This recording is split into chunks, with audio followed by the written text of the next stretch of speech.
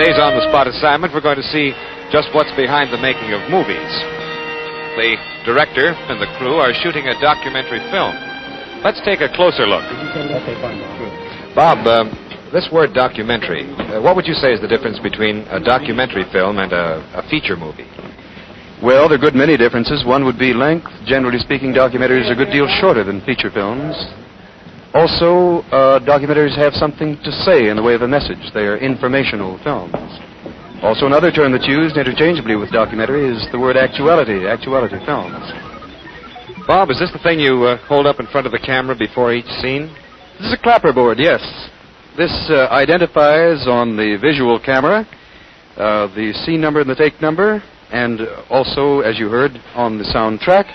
The editor back at the studio puts the two pieces of film together, matches where the lips of the clapper come together, and there you are in sync. Before the break, you were mentioning the media putting forth the information that the power elite want. I'm not sure if I understand, how does the power elite do this, and why do we stand for it? Why does it work so well? Okay, well, I think here we have to, there are really two questions here. One, is this picture of the media true? And there you have to look at the evidence. I mean, I've given one example, and that shouldn't convince anybody. One has to look at a lot of evidence to see whether this is true. I think anyone who investigates it will find out that the evidence to support it is simply overwhelming. In fact, it's probably one of the best supported conclusions in the social sciences. But the other question is, how does it work? I'm the media guy. What would you like? I got you an International Herald Tribune. Want anything, Western language, which doesn't exist. What do you got? Financial Times? Absolutely. That's the only paper that tells the truth. Did you get the one where they've been debating back and forth? NRC Handelsblatt. Handelsblatt. Okay, that's the...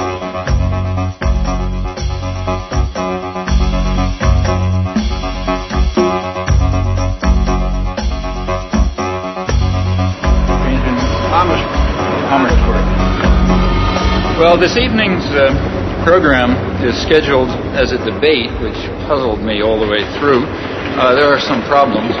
One problem is that no proposition has been set forth. As I understand debate, people are supposed to advocate something and oppose something. Rather more sensibly, a topic has been proposed for discussion. The topic is manufacture of consent. It's somewhat unusual for a member of the government to debate with a professor in public. It hasn't happened in Holland before. I don't think it's often happens elsewhere.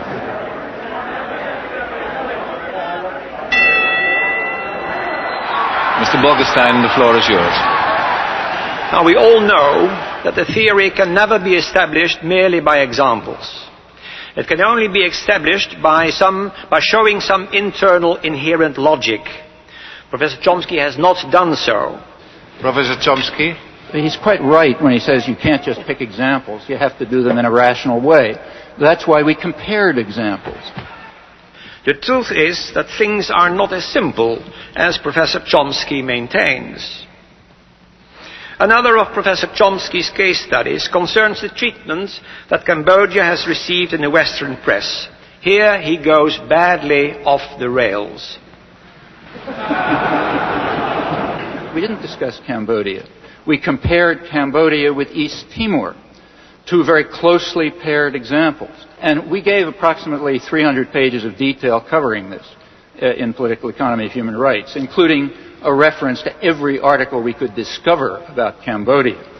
Many Western intellectuals do not like to face the facts and balk at the conclusions that any untutored person would draw.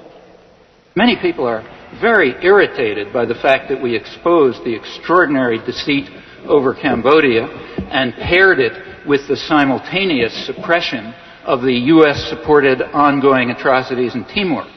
People don't like that. For one thing, we were challenging the right to lie in defense of the state.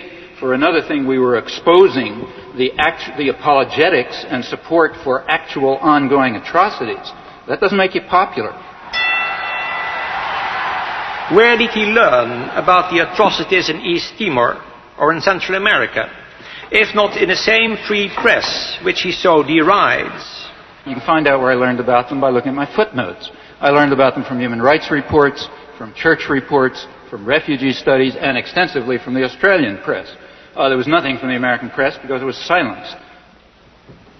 Chairman, this is an attempt at intellectual intimidation. These are the ways of the bully. Professor Chomsky uses the oldest debating trick on record. He erects a man of straw and proceeds to hack away at him. Professor Chomsky calls this the manufacture of consent. I call it the creation of consensus. In Holland we call it draagvlak, which means foundation. Professor Chomsky thinks it is deceitful, but it is not. In a representative democracy, it means winning people for one's point of view. But I do not think that Professor Chomsky believes in representative democracy. I think he believes in direct democracy. With Rosa Luxemburg, he longs for the creative, spontaneous, self-correcting force of mass action. That is the vision of the anarchist. It is also a boy's dream. Those who believe in democracy and freedom have a serious task ahead of them. What they should be doing, in my view, is dedicating their efforts to helping the despised common people to struggle for their rights and to realize the democratic goals that constantly surface throughout history. They should be serving not power and privilege, but rather their victims. Freedom and democracy are by now not merely values to be treasured, they are quite possibly the prerequisite to survival. It's a conspiracy theory, pure and simple. It is not borne out by the facts. Mr. Chairman, I have to go to Amsterdam. If you'll excuse me, I'm leaving.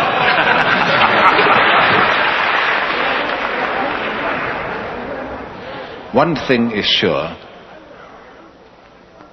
Their consent has not been manufactured tonight. There is nothing more remote from what I'm discussing, or what we have been discussing, than a conspiracy theory. If I give an analysis of, say, the economic system, and I point out that General Motors tries to maximize profit and market share, that's not a conspiracy theory. That's an institutional analysis. It has nothing to do with conspiracies. And that's precisely the sense in which we're talking about the media. The phrase conspiracy theory is one of those that's constantly brought up, and I think its effect simply is to discourage institutional analysis. Do you think there's a connection somehow about what the government wants us to know and what the media tell us? It's not communism, but I think to a certain point, it is sensitized. They don't always tell, I guess, John, they don't always tell the truth the way it goes, huh? Got that right. Do you think that the information you're getting from this paper is biased in any way? Or? Oh, yeah. I think by and large it's well done. You get both sides of the stories. You get the liberal and the side and the conservative side, so to speak. But I don't think you get a very balanced picture because they only have 20 seconds, 30 seconds for a news item or whatever, and they're going to pick out a highlight, and every network is going to cover the same highlight, and that's all you're going to see. You get what they want you to hear. Do you think they're biased in some way then? Nah. Here we go. See you later.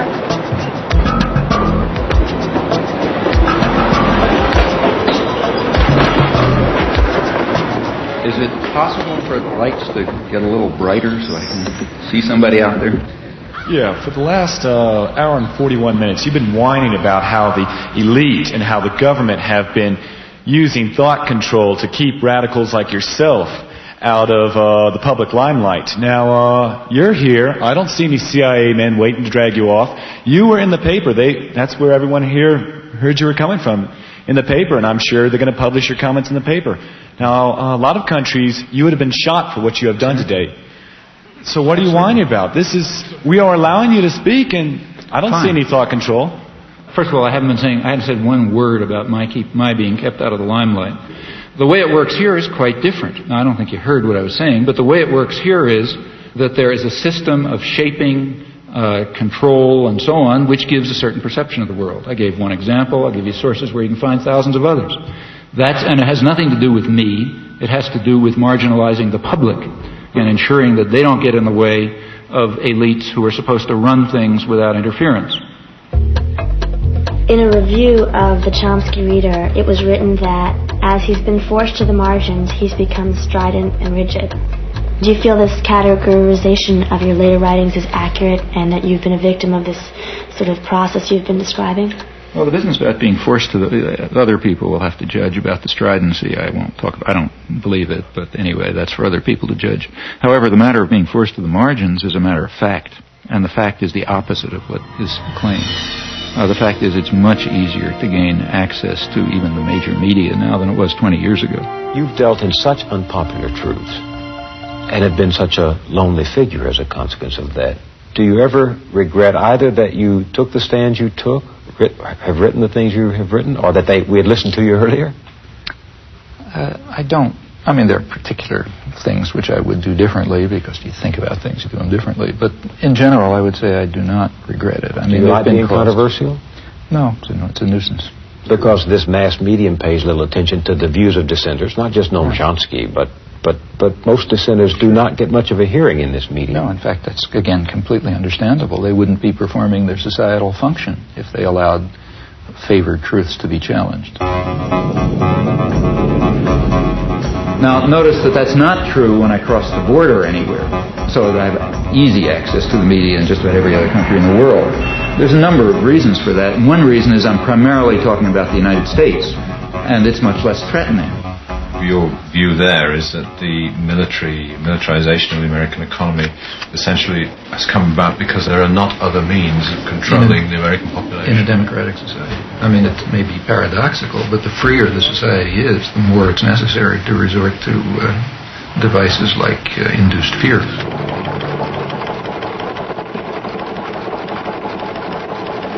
Okay, I'll go along with that. Arguably, he is the most important intellectual alive today.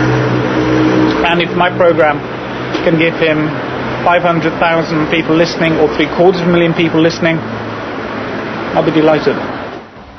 Okay, Professor, and you're on time. Wartime planners understood that actual war aims should not be revealed. Part of the reason why the media in Canada and Belgium and so on are more open is that it just doesn't matter that much what people think. It matters very much what the politically articulate sectors of the population, those narrow minorities, think and do in the United States because of its overwhelming dominance on the world scene. But of course that's also a reason for wanting to work here. What we might call the fifth freedom, the freedom to rob, exploit, and dominate, and to curb mischief by any feasible means. Conclude, not include.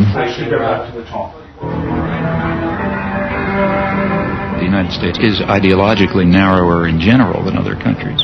Furthermore, the structure of the American media is such as to pretty much eliminate critical discussion. Our guests are as far apart on the contra question as American intellectuals can be. Now, if we had the slightest concern with democracy, which we do not in our foreign affairs and never have, we would turn to countries where we have influence, like El Salvador. Now, in El Salvador, they don't call the archbishop bad names. What they do is murder him. They do not censor the press. They wipe the press out. They sent the army in to blow up the church radio station. The editor of the independent newspaper was found in a ditch, mutilated, and cut to pieces with machete. May I continue? I did not interrupt you. I never want to put time back on anything you say. Excuse me, well, that was I'm talking about 1980. You're a systematic liar. Did these things happen or didn't they? These things did not happen in the context in which you suggest really? at all. You are a phony, mister, and it's time that the people read you correctly. It's clear why you want to divert me from the discussion that it's not. It's because you just get tired of rubbish. But let's continue with... Except we can't. I'm afraid we're out of time. We thank you both, John Silber and Noam Chomsky. Okay.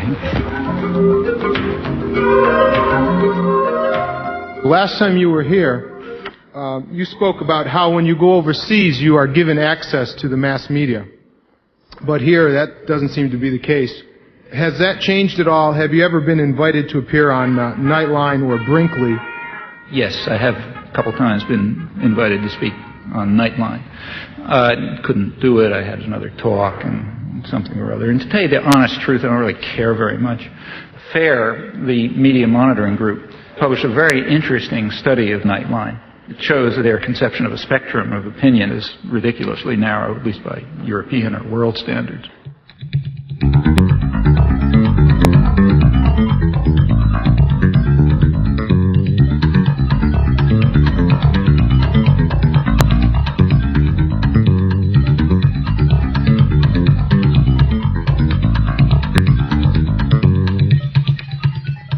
Let me tell you a personal experience. I happened to be in Madison, Wisconsin, on a listener-supported radio station, community radio station, a very good one. I was having an interview with the news director. I've been on that program dozens of times, usually by telephone. And he's very good. He gets to all sorts of people. And he started the interview by playing for me a tape of an interview that he had just had and had broadcast with the guy who's some mucky-muck in Nightline. I think his name is Jeff Greenfield or some such name. Does that name mean anything? I'm Jeff Greenfield for Nightline in New York. What about just in the selection of guests to analyze things? Why is Noam Chomsky never on Nightline? I couldn't begin to tell you. He's one of the leading intellectuals in the entire world. I have no idea. I mean, I can make some guesses. He may be one of the leading intellectuals who can't talk on television. You know, that's a standard that's very important to us. If you got a 22-minute show and a guy takes 5 minutes to warm up, now I don't know whether Chomsky does or not, he's out. One of the reasons why Nightline has the usual suspects is one of the things you have to do when you book a show is know that the person can make the point within the framework of television. And if people don't like that, they should understand it is about as sensible to book somebody who will take 8 minutes to give an answer as it is to book somebody who doesn't speak English. But in the normal given flow, that's another culture-bound thing. We got to have English-speaking people. We also need concision. So Greenfield, or whatever his name is, hit the nail on the head. The U.S. media are alone in that it is, you must meet the condition of concision. You got to say things between two commercials or in 600 words. And that's a very important fact. Because the beauty of concision, you know, saying a couple of sentences between two commercials, the beauty of that is that you can only repeat conventional thoughts. I was reading Chomsky 20 years ago. I think his notion, didn't he co-author a new book called Engineering Consent or The Manufacturing of Consent? I mean, some of that stuff to me looks like it's from Neptune. This is the first time the Neptune system has been seen clearly by human eyes. These pictures, taken only hours ago by Voyager 2, are its latest contribution. You know, he's perfectly entitled to say that I'm seeing it through a prism, too. But my view of that, of his notions about the limits of debate in this country, is absolutely wacko. Suppose I get up on Nightline, say, and I'm given whatever it is, 2 minutes, and I say Gaddafi is a terrorist, Khomeini is a murderer, you know, et cetera, et cetera. The Russians, you know, invaded Afghanistan, all this sort of stuff. I don't need any evidence. Everybody just nods. On the other hand, suppose you say something that just isn't regurgitating conventional pieties. Suppose you say something that's the least bit unexpected or controversial. Suppose you say... I mean, the biggest international terror operations that are known are the ones that are run out of Washington.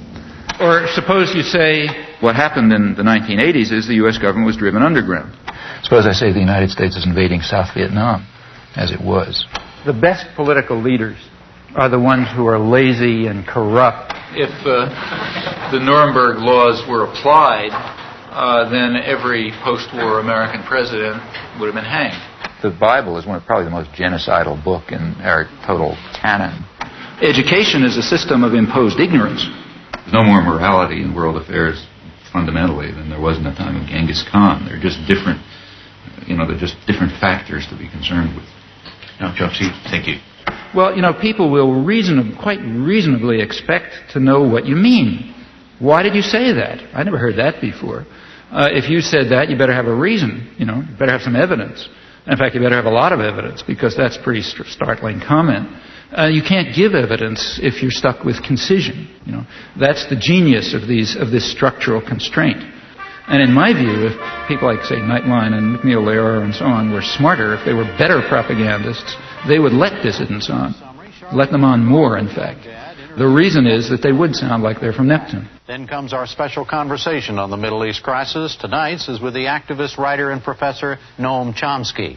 Again, there has been an offer on the table, which we rejected, an Iraqi offer last April, to eliminate their chemical and other unconventional arsenals if Israel were to simultaneously do the same. Have to end it there. But I think that should be pursued as well. Sorry to interrupt you. I have to end it there. That's the end of our time. Professor Chomsky, thank you very much for joining us.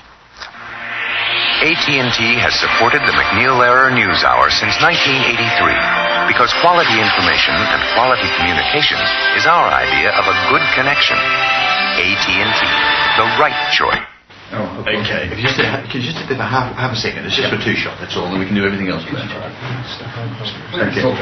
Yeah, what about the mic? I think there's some stuff hanging around there. Right, the idea of this one is it's just a shot where I'm seen talking to you and you're seen listening to me. I'll ask you, though, if you don't speak to me or move your lips so that I can be seen to be asking you a question. The reason for the shot is simply this. I'm used to it. Okay, just don't talk to me and I'll keep going, that's the thing.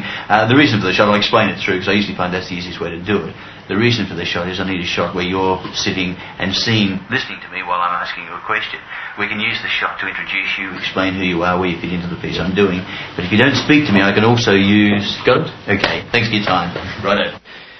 If there is a narrower range of opinion in the United States, and it is harder to express a variety of different opinions, why do you live in the U.S.? Well, I think first of all, it's my country, and secondly, it's in many ways, as I said before, it's the freest country in the world.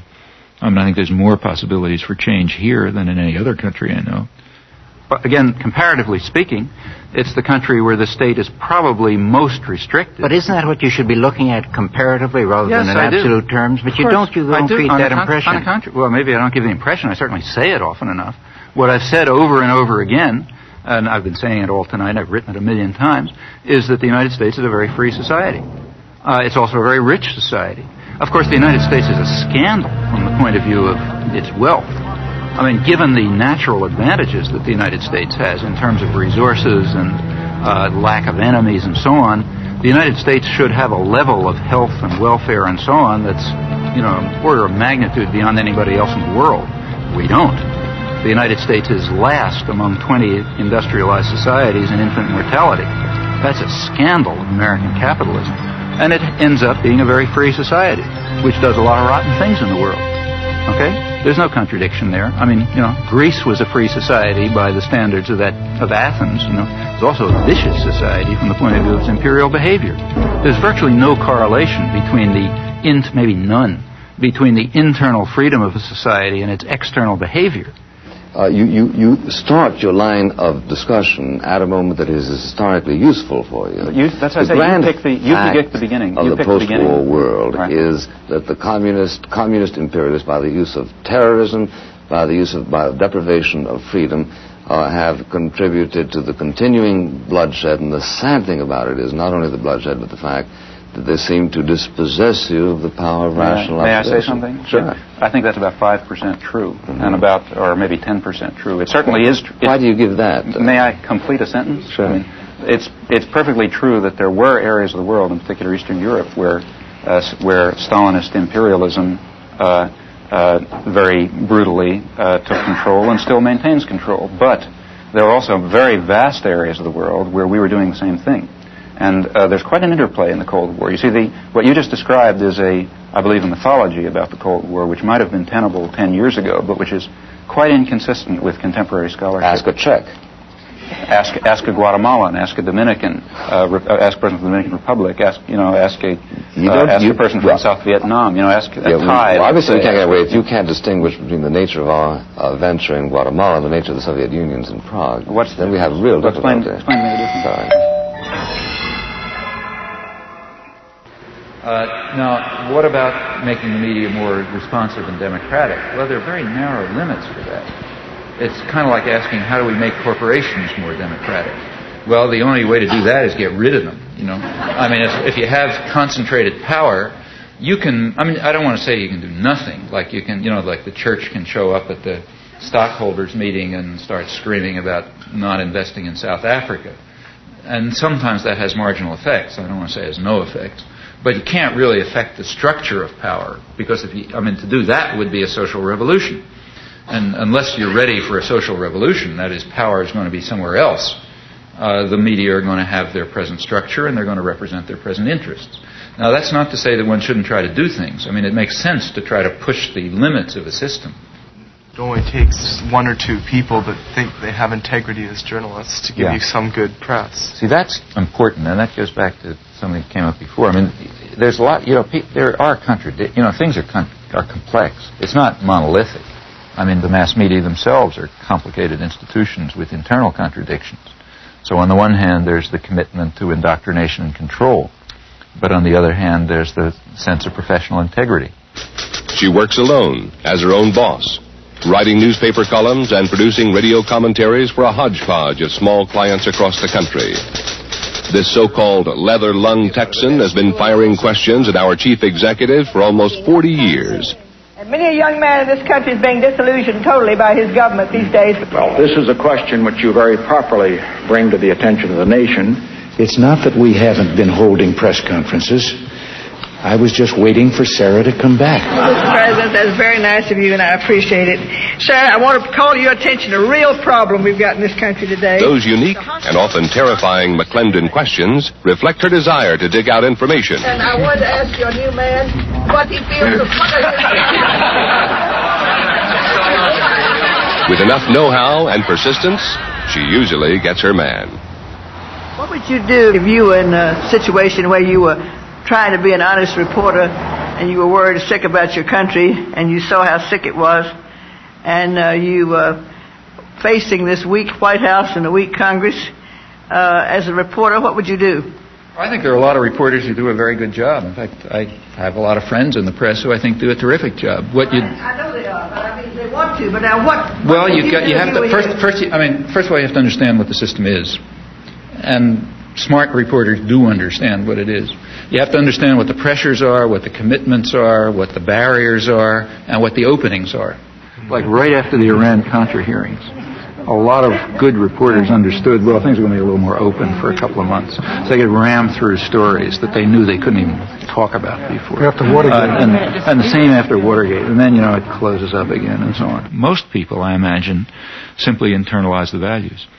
That's the easiest way and the most successful way. You just internalize the values, and then you regard yourself, in a way, correctly as acting perfectly freely. All right, let's get to the White House now, where I think veteran correspondent Frank Sesno could tell us a little bit about self-censorship. That inertial guidance system is always going on, isn't it? Is there any formal censorship there? Well, there's no self-censorship, Reed. If somebody tells me something, I'm going to pass it on, unless there's a particular and compelling reason not to. I can't deny that I wouldn't like to have access to the Oval Office and all the same maps and charts and graphs that the president's looking at, but that's not possible, it's not realistic, and it's probably not even desirable.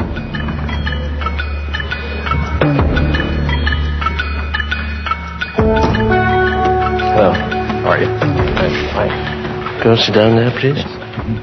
Welcome to Holland. I'll introduce you first in a few lines.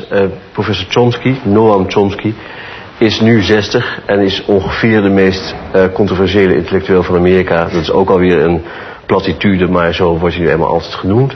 Chomsky has been called the Einstein of modern linguistics. The New York Times has said he's arguably the most important intellectual alive today, but his presence here has sparked a protest.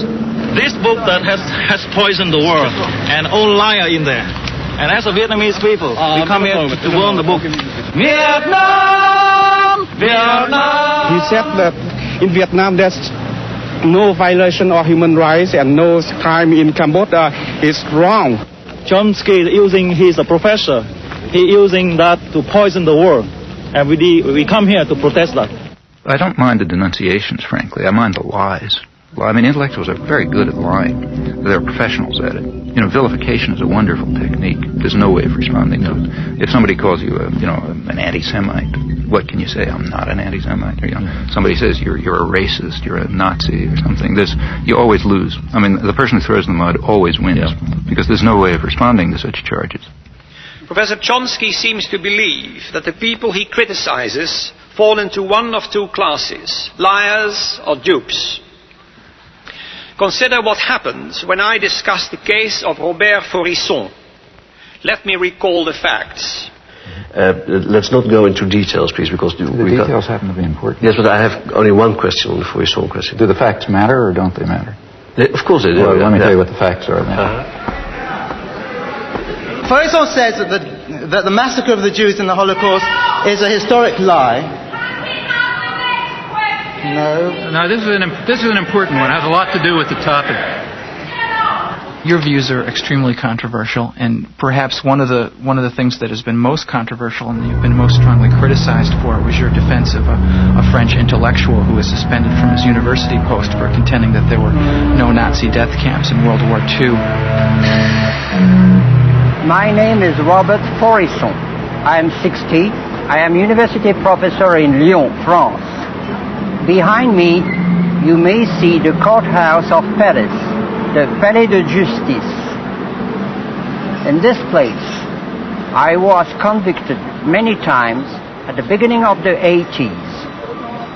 I was charged by 9 associations, mostly Jewish associations, for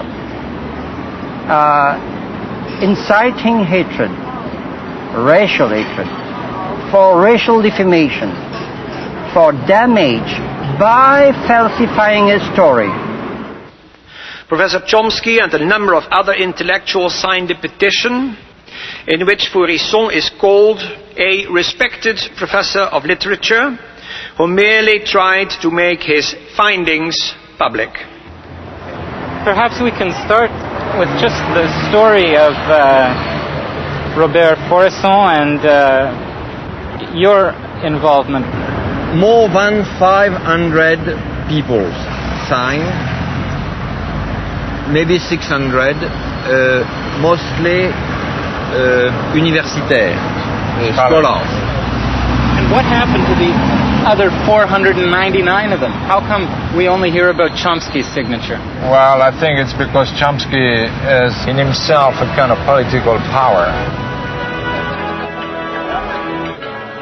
I signed a petition calling on the tribunal to defend his civil rights.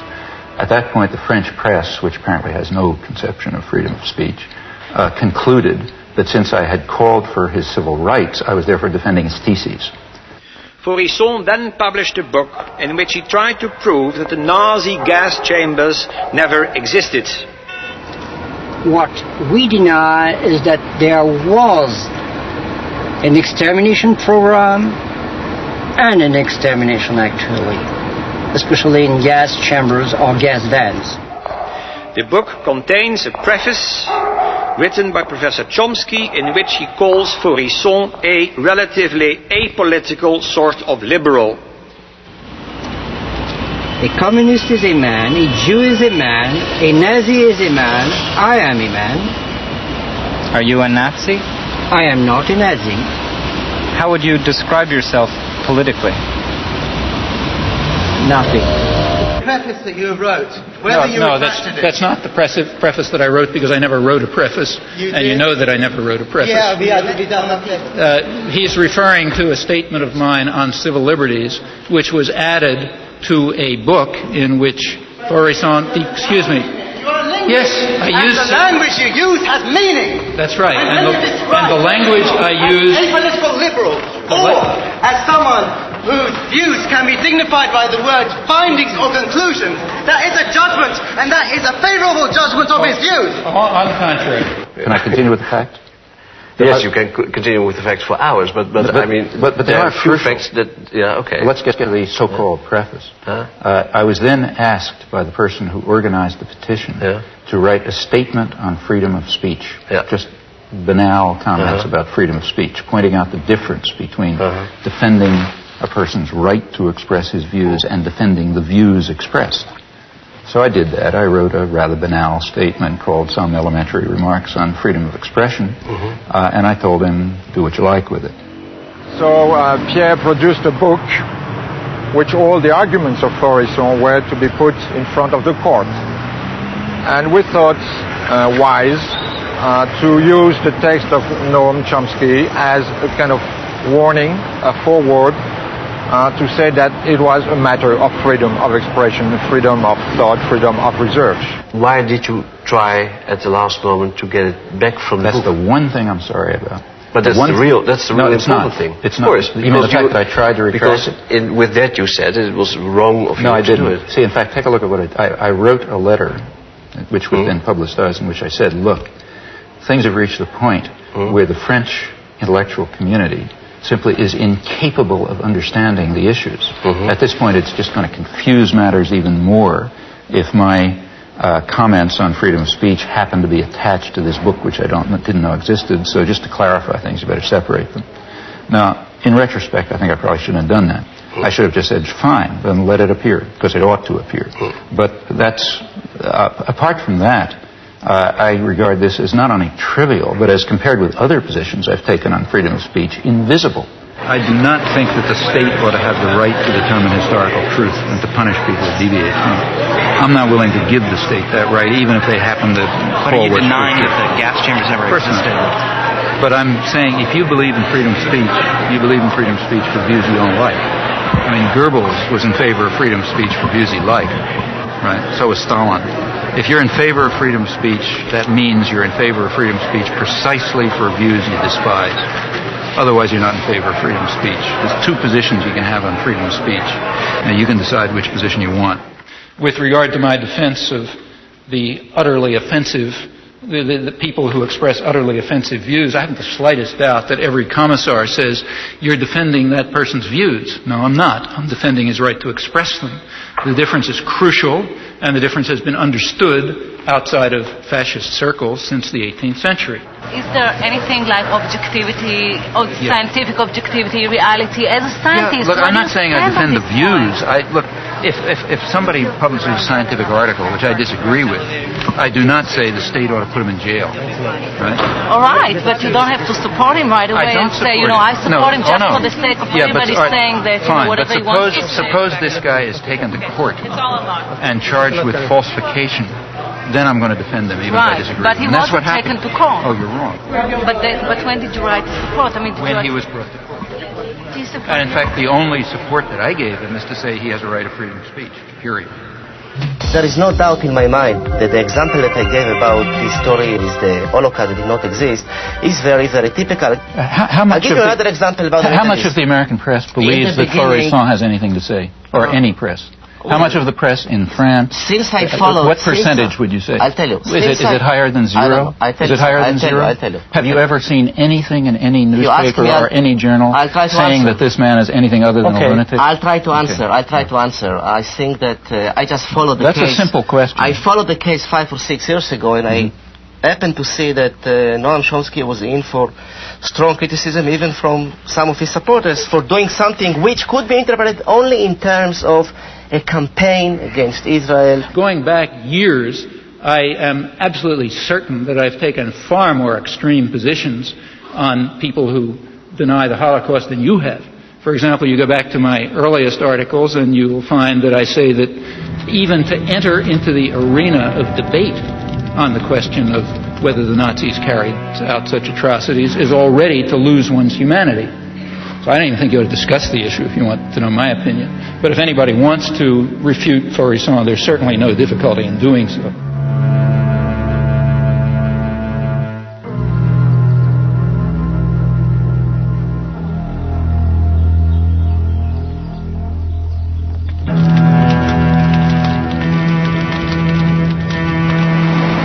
I'm not interested in freedom of speech and all that. I have to win, and that's the question. And I shall win.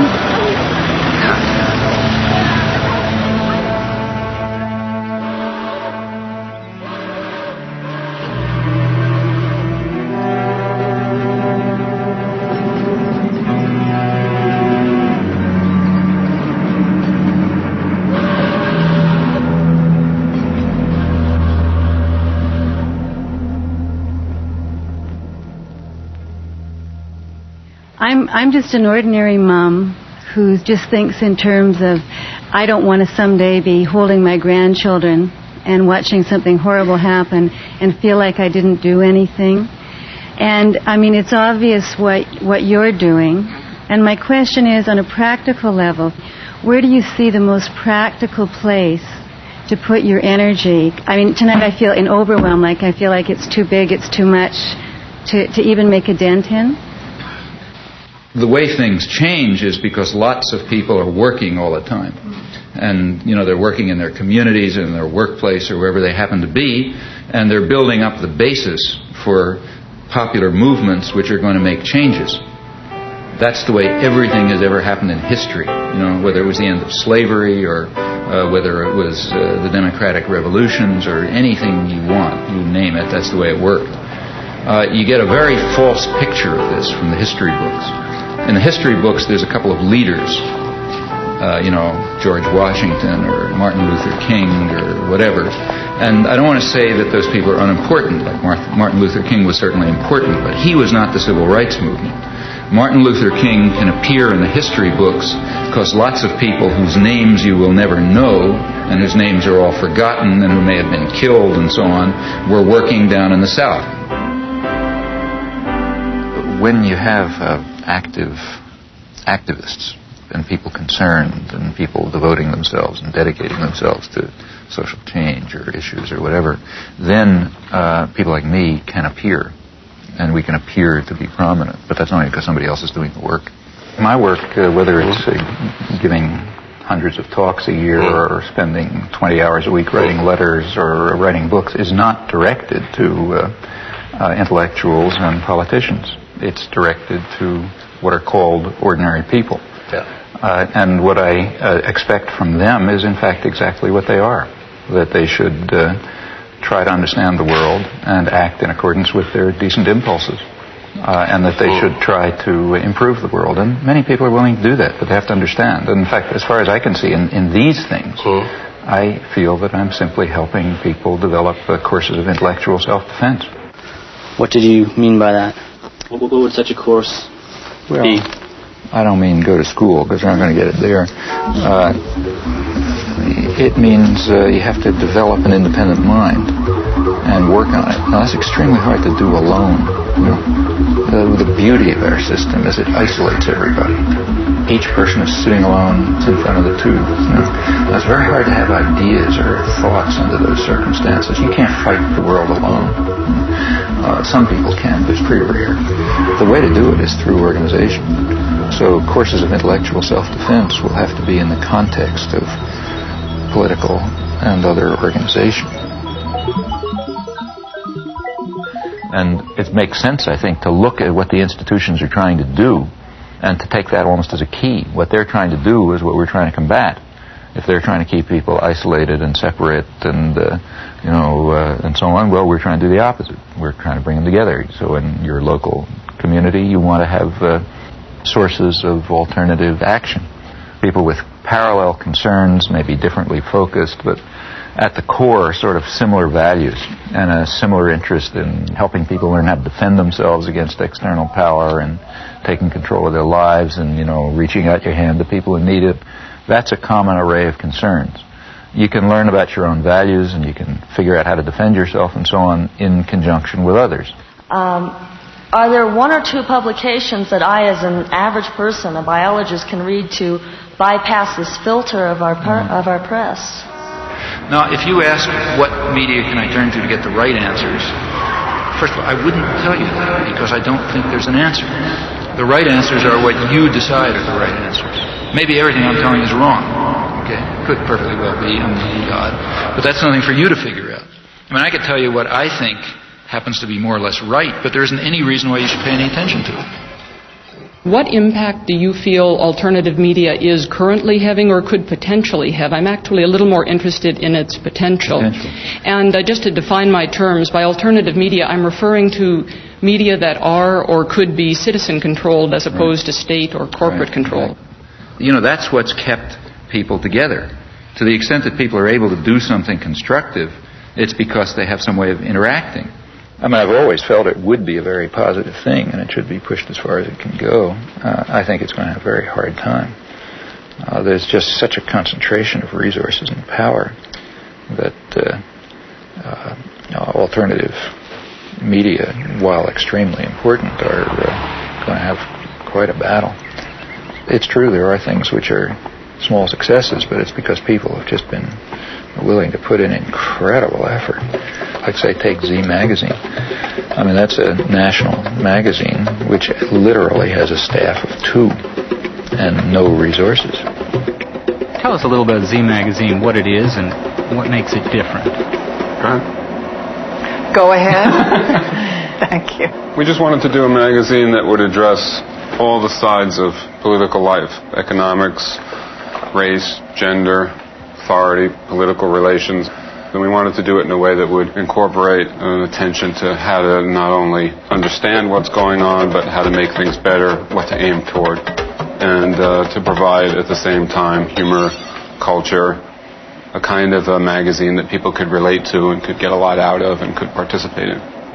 And what we wanted to do, which we didn't think was provided by the existing magazines, was to give it a real activist slant so that it could be very useful to the variety of movements in the country. And we just felt there wasn't a magazine that reflected that inspired people and that gave people sort of a strategy and perhaps even a vision of how things could be better.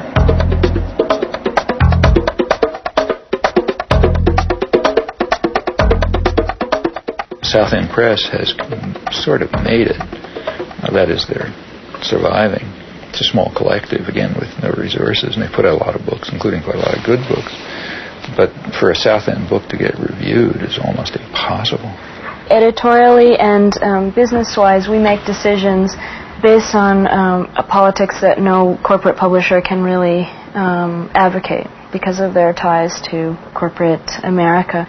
We can solicit manuscripts based on what we feel is the relevance for the movement, and we can make our business decisions based on whether we feel people can afford our books, whether we feel that a book might not make that much money, but it needs to be out there, and maybe there is 1,000 people who would buy it.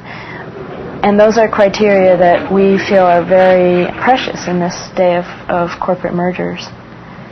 Well, and likewise our structure about sharing work and continuing our training process as long as we're at the press. There are losses there in terms of productivity, but in terms of empowerment, all of us are then able to say, my perspective is different from yours, then all of our intelligence gets used in making those decisions, and not just whoever happens to have done it the longest, whoever happens to have graduated from the best schools in order to be the best editor, making all the decisions and only using his or her intelligence. Listener-supported radio in the United States has undergone a remarkable growth in the last decade. It's perhaps the fastest growing alternative media. There are many reasons for this. First and foremost is that it's enormously economical, and it reaches communities that have not been served by community radio before. And in Boulder particular, we see with someone like Noam Chomsky, who's been there, I believe, 3 times in the last 6 years, he has a tremendous audience, and KGNU is partly responsible for that, because we play his tapes on a regular basis, we play his lectures and his interviews, so when he does come to Boulder and people hear what he has to say, they're able to tune in. It's not something exotic or esoteric that he's talking about. It's material that they're very familiar with, and he's noted this, incidentally.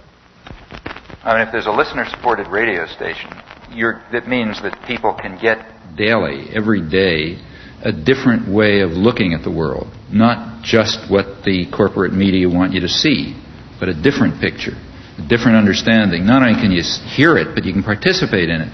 You can add your own thoughts, and you can learn something, and so on. Well, that's the way people become human, That's the way you become human participants in a social and political system.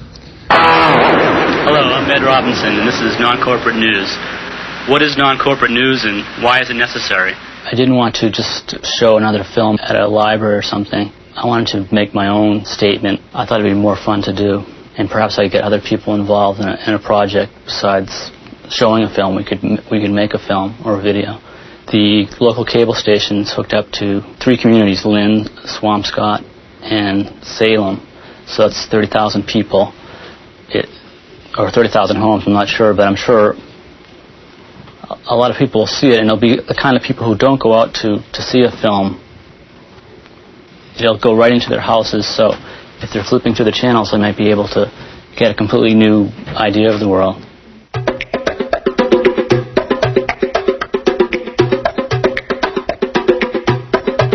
So there's kind of networks of cooperation developed, which, I mean, like here, for example, is a collection of stuff from a friend of mine in Los Angeles who does careful monitoring of the whole press in Los Angeles and a lot of the British press, which he reads, and does selection, so I don't have to read the movie reviews and the local gossip and all this kind of stuff, but I get the occasional nugget that sneaks through, and that you find if you're carefully and intelligently and critically reviewing a wide range of press. Well, there are a fair number of people who do this, and we exchange information. We wrote a 2-volume work in which we saw one another for a couple of weeks when we were getting started, but then we wrote 2 volumes essentially without seeing one another, just by phone, by mail, and exchanging manuscripts. But this takes a lot of communication by mail. My Chomsky file is a couple of feet thick. The end result is that you do have access to resources in a way which I doubt that any national intelligence agency can duplicate, let alone scholarship. So there are ways of compensating for the absence of resources. People can do things. Like, for example, I found out about the arms flow to Iran by reading transcripts of the BBC. And by reading an interview somewhere with an Israeli ambassador in one city and reading something else in the Israeli press. Now, okay, the information is there, but it's there to a fanatic, somebody who wants to spend a substantial part of their time and energy exploring it and comparing today's lies with yesterday's leaks and so on. That's a research job. And it just simply doesn't make any sense to ask the general population to dedicate themselves to this task on every issue. I'm not given to false modesty. There are things that I can do, and I know that I can do them reasonably well, including analysis and study, research. I mean, I know how to do that sort of thing, and I think I have a reasonable understanding of the way the world works as much as anyone can. And that turns out to be a very useful resource for people who are doing active organizing,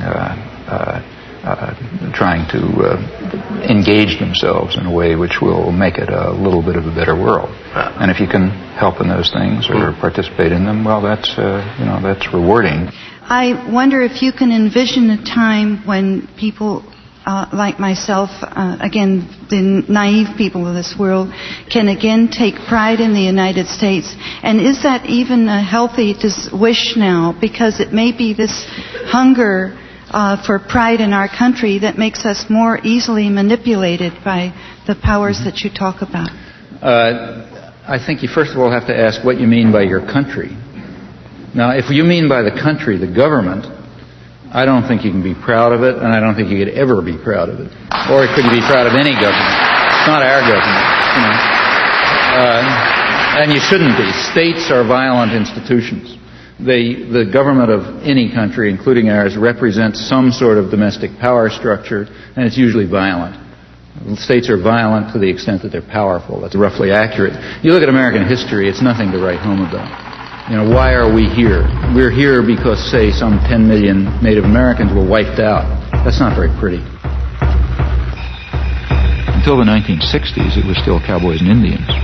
In the 1970s, for the first time, really, it became possible, even for scholarship, to try to deal with the facts as they were.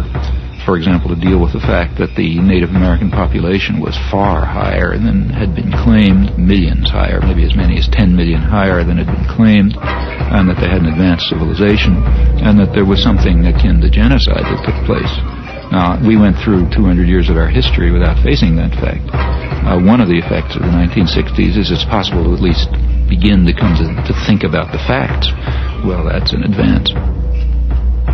Do you think that this activism 20 years ago has made a difference in how our society operates now?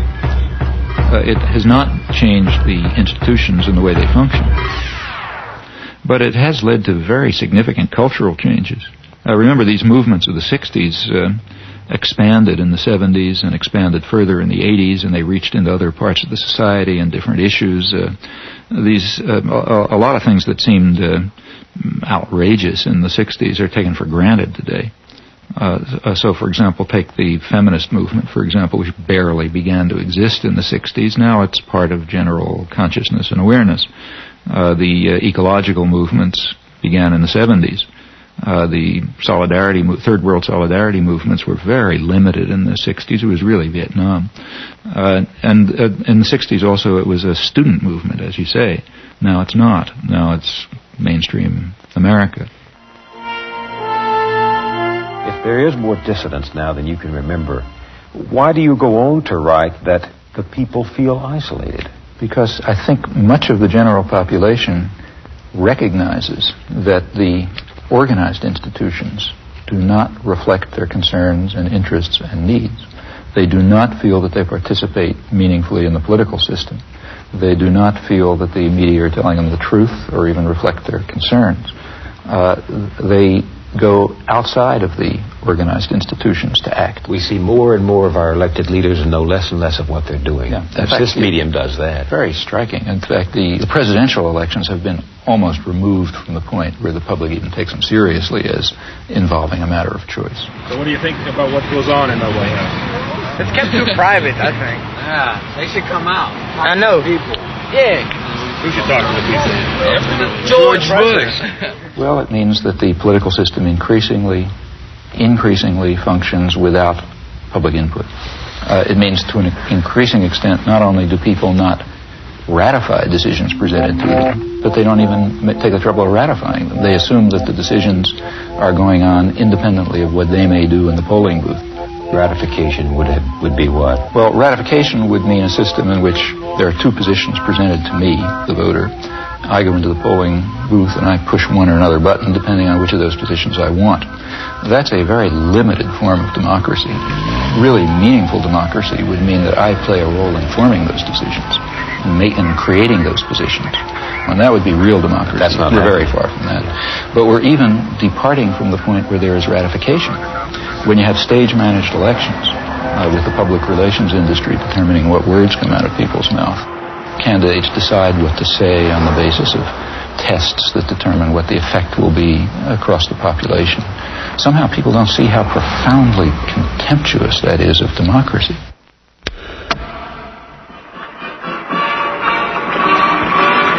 The solemn moment is near, but first, the swearing in of Van Quayle.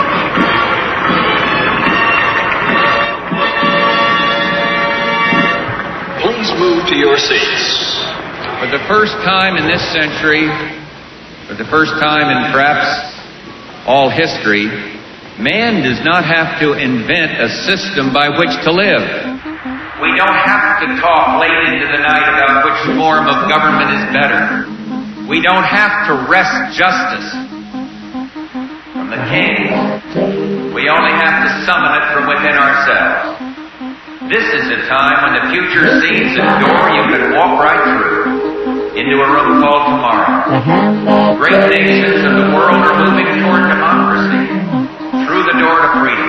People agitate for free expression and free thought through the door to moral and intellectual satisfaction that only liberty will allow.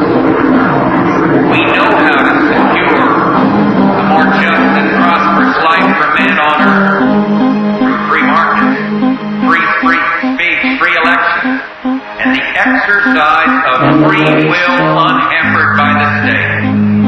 I've spoken at 1,000 points of light, of all the community organizations that are spread like stars throughout the nation doing good. To the world, too, we offer new engagement and a renewed vow. We will stay strong to protect the peace. The offered hand is a reluctant fist. America is never wholly herself unless she is engaged in high moral principles. We as a people have such a purpose today. It is to make kinder the face of the nation and gentler the face of the world.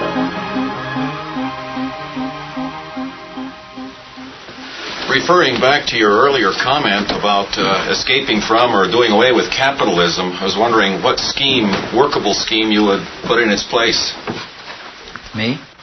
Or well, what I would, what would you suggest to others who might be in a position to set it up and get it going? Well, I mean, I think that what used to be called centuries ago wage slavery is intolerable. I mean, I don't think people ought to be forced to rent themselves in order to survive. I think that the economic institutions ought to be run democratically by their participants, by the communities in which they exist, and so on. And I think basically through various kinds of free association. Historically, have there been any sustained examples on any substantial scale of societies which approximated to the anarchist ideal? There are small societies, small in number, that have, I think, done so quite well, and there are a few examples of large-scale libertarian revolutions which were largely anarchist in their structure. As to the first, small societies extending over a long period, I myself think the most dramatic example is perhaps the Israeli kibbutzim, which for a long period, may or may not be true today, really were constructed on anarchist principles, that is, of direct worker control, integration of agriculture, industry, service, personal life on an egalitarian basis with direct and in fact quite active participation in self-management, and were, I should think, extraordinarily successful. A good example of a really large-scale anarchist revolution, or largely anarchist revolution, in fact the best example to my knowledge, is the Spanish Revolution in 1936. And in fact, you can't tell what would have happened. That anarchist revolution was simply destroyed by force, but during the period in which it was alive, I think it was inspiring testimony to the ability of poor working people to organize, manage their affairs extremely successfully without coercion and control. How far does the success of libertarian socialism or anarchism as we ever really depend on a fundamental change in the nature of man, both in his motivation, his altruism, and also in his knowledge and sophistication? I think it not only depends on it, but in fact the whole purpose of libertarian socialism is that it will contribute to it. It will contribute to a spiritual transformation. Precisely that kind of great transformation in the way humans conceive of themselves and their ability to act, to decide, to create, to produce, to inquire. Precisely that spiritual transformation that social thinkers from the left Marxist tradition, from Luxemburg, say, on over through anarcho-syndicalists have always emphasized. So on the one hand, it requires that spiritual transformation. On the other hand, its purpose is to create institutions which will contribute to that transformation.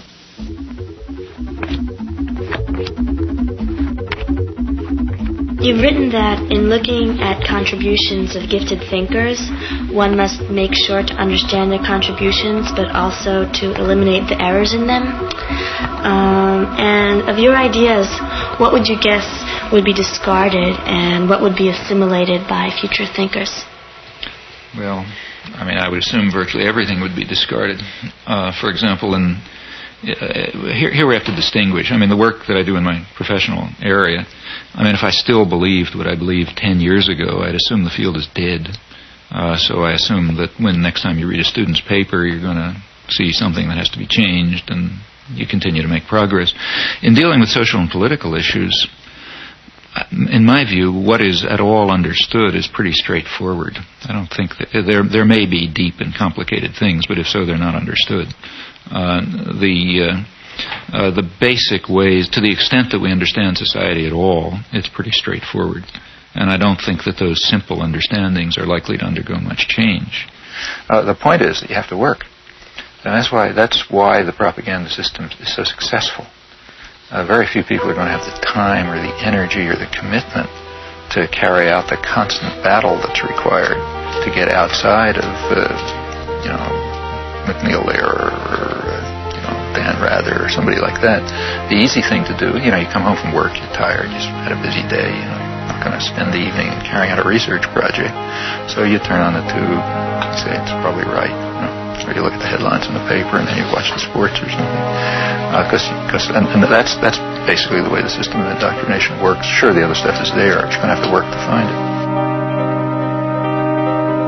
Modern industrial civilization has developed within a certain system of convenient myths.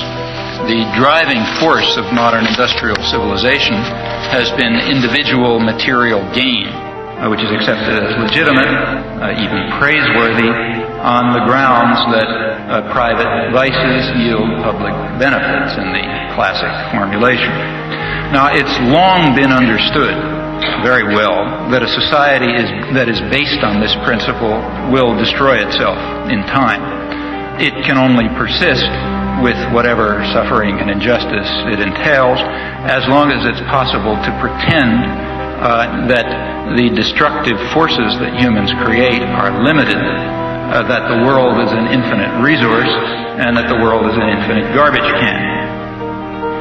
At this stage of history, either one of two things is possible. Either the general population will take control of its own destiny and will concern itself with community interests, guided by values of solidarity and sympathy and concern for others, or alternatively, there will be no destiny for anyone to control.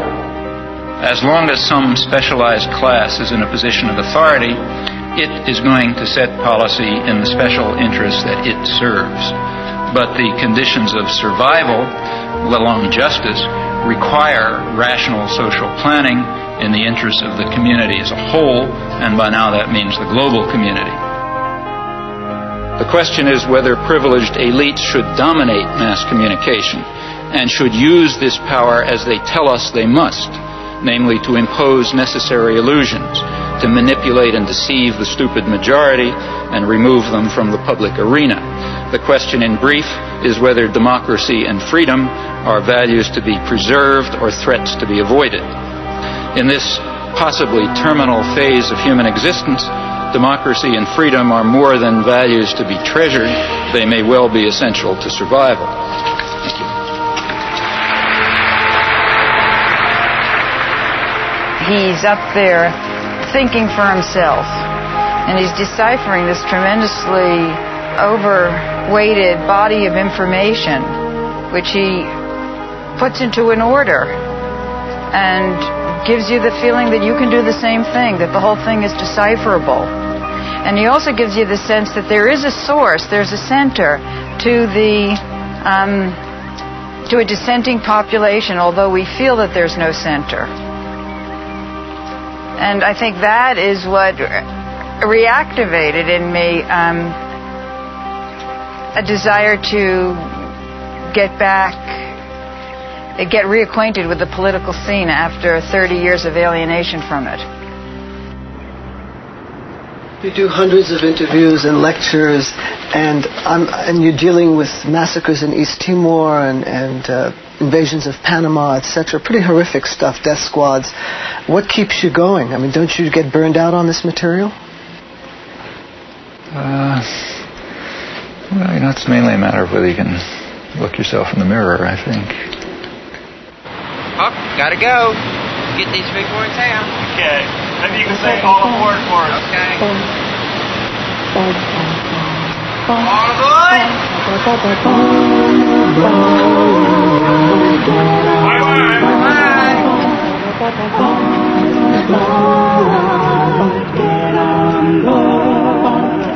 There's a train going somewhere down the track.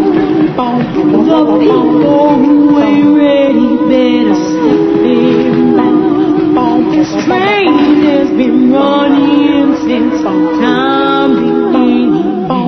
It's running on the love of your fellow man.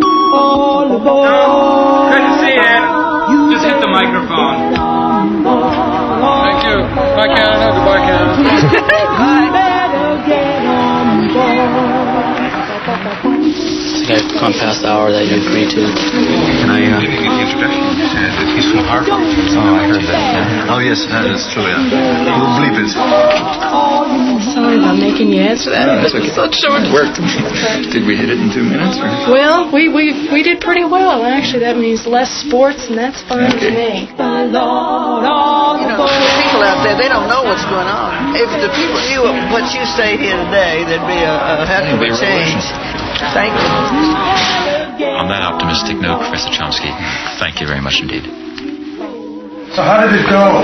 Oh, I thought it was sort of technical sounding, but there wasn't much of a rhythm. Did you ever think of running for president? If I ran for president, first thing I'd do is tell people not to vote for me.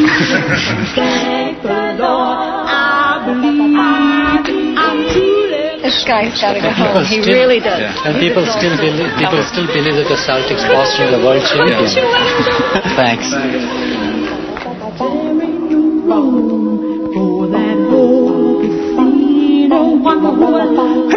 Mankind just to save his own.